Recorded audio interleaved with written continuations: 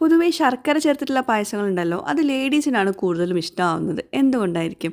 അപ്പോൾ ഇന്ന് ഗോതമ്പ് നുറുക്ക് വെച്ചിട്ടുള്ള നല്ലൊരു പായസമാണ് ഉണ്ടാക്കാൻ പോകുന്നത്. ഗോതമ്പ് നുറുക്ക് സോക്ക് ചെയ്ത് വെച്ചത് ഉപ്പ് ചേർത്തിട്ട് 3 ഇരട്ടി വെള്ളത്തിൽ പ്രഷർ കുക്ക് ചെയ്തെടുക്കുക. പിന്നെ ശർക്കര അവിടെ മെൽറ്റാക്കി മാറ്റി വെച്ചിട്ടുണ്ട്. അപ്പോൾ റോയൽ ഫുഡിൻ്റെ ഈ ഒരു വോക്ക് പാനിലാണ് ഞാൻ ഈ പായസം ഉണ്ടാക്കാൻ പോകുന്നത്. നെയ്യ് ചൂടാക്കിയിട്ട് വേവിച്ച് വെച്ചിട്ടുള്ള ഗോതമ്പ് നുറുക്ക് ചേർത്തിട്ട് നന്നായിട്ട് മിക്സ് ചെയ്യുക. ശർക്കര പാനി ആവശ്യത്തിന് മാത്രം ചേർത്ത് കൊടുക്കുക. എന്നിട്ട് നന്നായിട്ട് കമ്പൈനായിട്ട് വരണം. ആ സമയത്ത് നമുക്കിതിലോട്ട് ഏലക്കപ്പൊടിയും ജിഞ്ചർ പൗഡറും 1/4 ടീസ്പൂൺ വീതം ചേർത്ത് കൊടുക്കുക. ഇനി ഫ്ലെയിം ഓഫ് ചെയ്തിട്ട് വേണം നമുക്കിതിലോട്ട് പാൽ ചേർത്ത് കൊടുക്കാൻ. ചൂടുള്ള പാലാണ് ചേർക്കുന്നത്, അല്ലെങ്കിൽ പിരിഞ്ഞു പോകും കേട്ടോ. 3 കപ്പ് പാൽ ചേർക്കുന്നുണ്ട്. നന്നായിട്ട് വീണ്ടും തിളപ്പിച്ചെടുക്കുക. വല്ലാണ്ട് തിളച്ച് മറിയണ്ട, നന്നായിട്ട് തിളപ്പിച്ചെടുത്താൽ മതി.